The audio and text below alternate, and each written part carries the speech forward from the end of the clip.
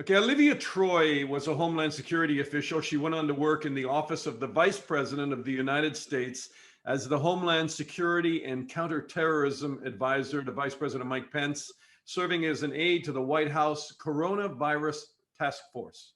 Dream job, it sounds like, Olivia, which seems to have morphed into some kind of a nightmare.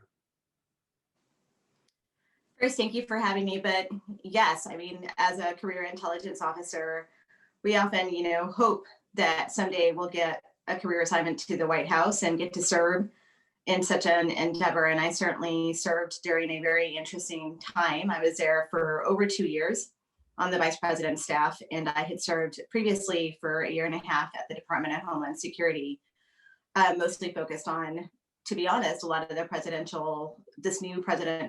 new administration's executive orders, which came into office about a week after I had actually started my assignment at the Department of Homeland Security. Were you fired or did you leave the White House? No, I resigned, contrary to what General Kellogg has told the nation. I have to say, I was really disappointed when he did that. It was hurtful because I had a wonderful working relationship with General Kellogg, to be honest. We spent a lot of hours together. He knew that I was very dedicated in my role. I was the person that was on call 24 hours a day for over 2 years for the vice president. I most recently was on the coronavirus task force, but I was also the person that dealt with all the mass shootings and the response to that and the natural disasters in our country. So I dealt with hurricanes and wildfires and flooding. I traveled with the vice president. So this was just, it was surprising to hear that, especially to say that he had escorted me out and that my performance was declining, when I had personal conversations with him about weighing why I was wavering on staying, because I felt so strongly about the work and the contributions I was making with the task force members. And I was concerned about who would be the backbone and who would be supporting them and the vice president if I left. Well, sorry to interrupt, but you're in pretty good company, aren't you? I mean, there's some pretty phenomenal talent has left the White House on their own, and then later on had nasty things said about them. So maybe it's a badge of honor. Perhaps. I mean, it's, if they called me a disgruntled employee. They call anyone who speaks out against the administration, to be honest, that's what you get labeled as. But I guess you could call us disgruntled. We're disgruntled at what we saw, and we're disgruntled with the president of the United States and his handling of multiple areas of national security. So I guess that could make me disgruntled. So was there a moment that led to the resignation? I mean, or what led you to that threshold where obviously you had thought about it a lot and you said, that's it, I can't in good conscience stay here anymore? There were a couple of moments, I will say. I mean, it certainly wasn't an easy 2 years in the White House. I saw a lot of things that gave me pause. But I will say that as the election got closer and the more I faced the political dynamics and the influence that was consistently undermining the pandemic response here domestically, it was harder to hang in there. And I knew it was going to get worse the closer the election got. And I've spoken about this publicly. The Lafayette Square situation, when the president walked across and cleared out the protesters in such a violent manner so that he could have a photo op basically at St. John's Church, a church that's historic in the Washington, D.C. area, and just to hold a Bible. And it was just, for me personally, that was a really low point, because I thought to myself, the hypocrisy of having done that, the way you put our law enforcement at risk. It's in the middle of a COVID pandemic. You're doing this on purpose. You're going out there, you're holding a Bible, and he doesn't pray. He doesn't give any words of encouragement or unity to our country. He just stood there holding it. And to be honest, they celebrated that moment afterwards, which was horrifying to me. I don't know how you celebrate and high five at a moment like that when our country is not only grieving about, for voices that want to be heard and the hatred and the vitriol that this president has espoused. We're also hurting because there's a major pandemic going on here. So we're struggling on all sorts of areas. And I don't think the chairman of the Joint Chiefs of Staff, Mark Milley, who did that walk, regrettably, was celebrating it afterwards for sure. Right? And a lot of people in the military condemned that he was even there. I think he was ashamed. And, there have been statements made, like a lot of them didn't know. I wouldn't put it past some of the political circles that they probably didn't tell them the full story of what was about to happen. That I've certainly seen that before, where you walk into a situation, you think something's about to develop the way you planned it or the way you anticipated it, and then the next thing you know, it goes off the rails, and you're part of an operation, and you're sitting there thinking, "How did I get here?" I think that's how I felt sometimes in the task force meetings. It was just sort of a realistic slap in the face at times when we would have a policy in place and we're going to go give a message to the American public about how serious this was. And then the president gets up and refers to it as a Democratic hoax or says, this is going to go away in a matter of days. I mean, I don't know how you counter that. The COVID-19 is going to disappear. Can you explain to people overseas as well as, we have listeners in America, but I mean, I'm talking to you from London. How did this thing rip in a country most people thought would have been the best prepared to deal with it? Was it the president's messaging, or is it because of the system there where each state and governor gets to set the stage for how that state is going to deal with it? Or is it a marriage of all those things? I think it's a combination of both, but I will say this. The issue was that the person at the very top, the president, the person who is in the Oval Office, was setting the tone for the entire response. And he was pressuring these governors at times. He was telling them to get in line. And that's where you start to see a big divide between the Republican governors and the Democratic governors.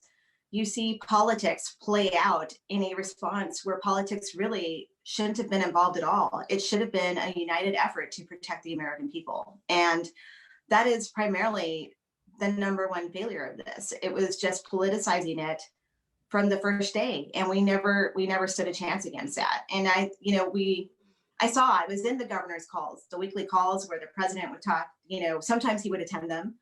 And there was a focus along the way saying, you must open up your states, you must do this. There's a way to do that in a safe and organized manner, but that's not what happened. And you're seeing this play out in a lot of states. You're seeing it. I mean, I'm from Texas. Texas is in a really bad situation right now. My hometown of El Paso is not looking good this winter. There's a lot of states that are facing a very harsh winter. And the president was told this in the spring. He was told by people like Dr. Fauci and Dr. Birx, Dr. Riddle, all of the doctors on the task force said, if we don't get control of this right now, during the time, and buy some time for ourselves in the fall or winter, we are going to be facing a terrible situation. And that is where we are today. Did Trump just not feel that he could handle it and make a success out of it? And therefore he just wanted to put it behind him all the time and say the pandemic is, and he constantly says it, right? I mean, he's called CNN dumb bastards this week for continually talking about COVID-19. He wants it to go away. Did he not feel that he could have a win on this by locking down the US and doing what he needed to do?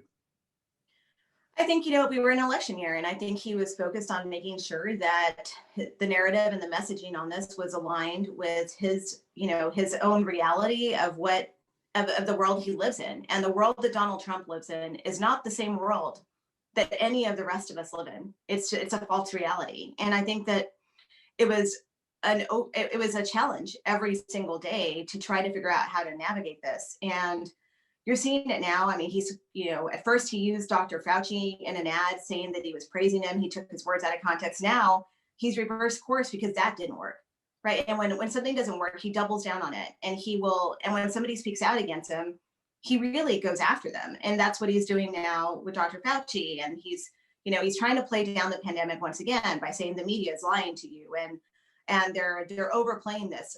Well, we're hearing from doctors and nurses in states who are saying it's happening again. We're seeing this. It's looking really bad. They're the ones that are treating people. They're the first line medical workers who are suffering. And so I think it's really offensive, actually, to have the president of the United States calling, CNN dumb and, attacking Dr. Fauci and others. You said now that Fauci's an idiot and a disaster. Right. He's going out to discredit him after this 60 Minutes program over the weekend. And actually, Fauci has been fairly couched in his references to President Trump.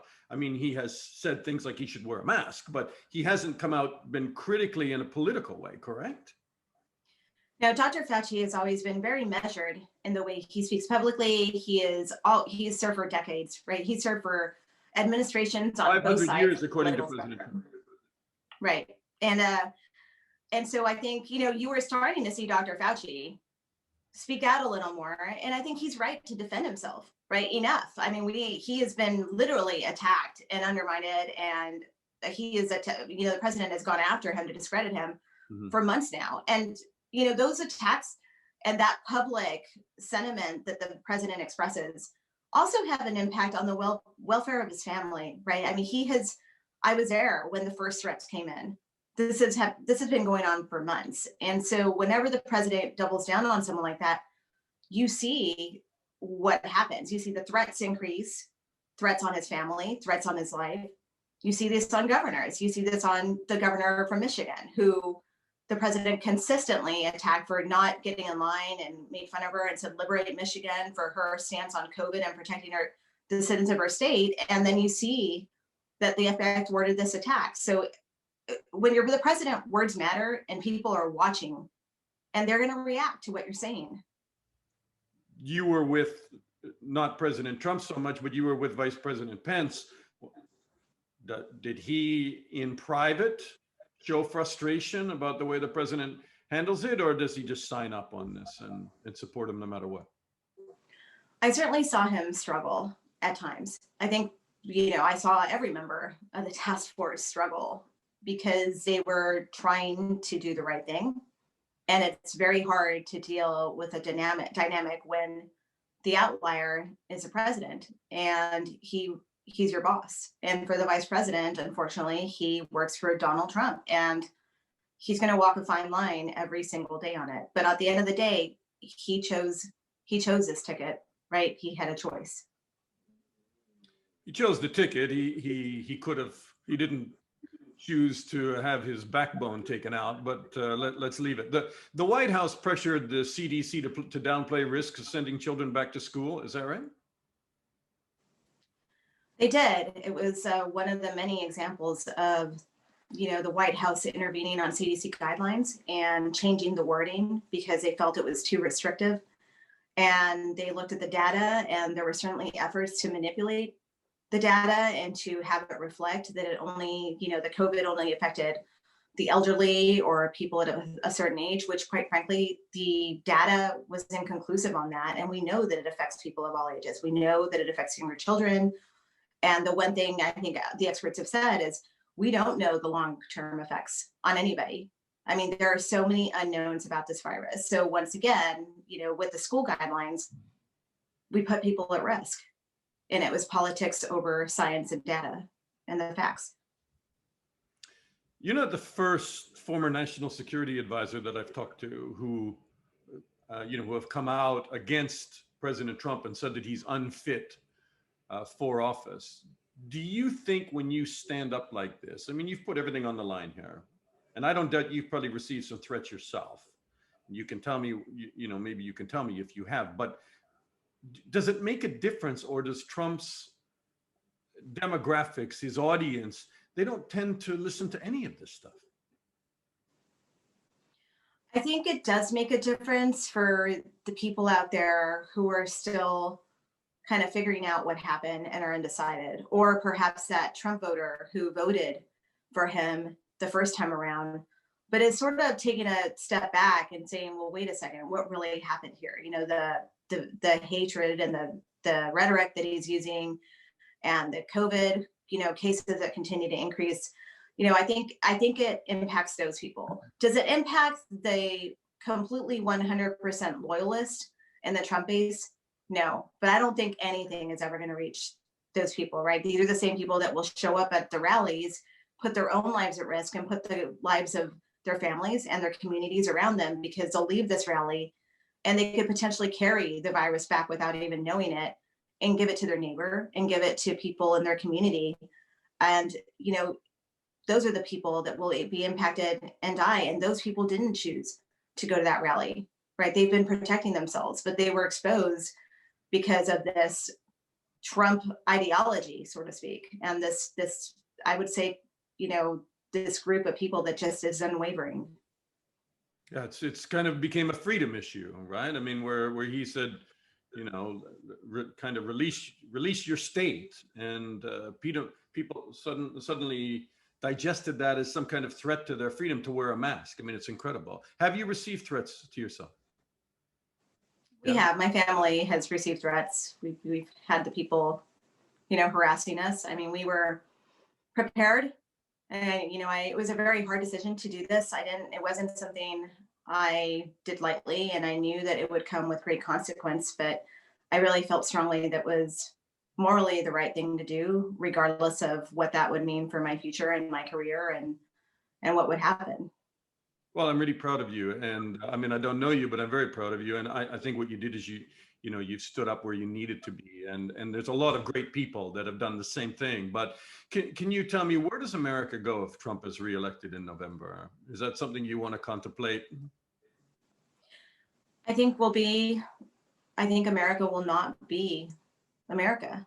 We will be a very different place if we have 4 more years of Trump. And I think we'll all have to take a step back, especially with the Republican Party. And I'll say that actually, I think the Republican Party has a major step to take back and reassess of where they're going, because I do think that there's a difference between being a Republican and being a Trump Republican.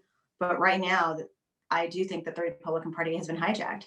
And I think we have a serious problem in that space. And that's going to be something that I think we will wrestle with going forward. And I say that as a lifelong Republican, right, who interned at the Republican National Committee. I was a presidential appointee by President Bush, and then I eventually left to become a career intel officer, which then you check your politics at the door and you serve neutrally, which is what I have for over a decade now. But I, as a private citizen, I think we are in a very challenging place. Are you worried about chaos on election night? I mean, if there is not a clear win by Biden, a lot of people are predicting, as some states are going to have to wait for these mail-in ballots, that, I mean, there can be, armed chaos in places. I'm concerned about that, and I am concerned that the president will incite that, because that is what he does. He encourages it. He has encouraged violence. He has encouraged, he touts himself as a president of law and order, but he encourages violence in cities, whether people realize this or not, because he thinks it plays to his favor. Now, think about that. Think about the fact that we have a president who is encouraging violence on Americans and in towns because he thinks that it'll make him look good in the end and it will help his reelection chances. There's something really wrong about that picture. Truth is stranger than fiction, Olivia, and it's incredible, what's going on in the U.S. And we hope, the best for America after this election, and that this kind of deep divisions somehow are able to heal over time. And look, I really appreciate your time. Terrific to talk to you, and thank you so much. Thank you so much for having me.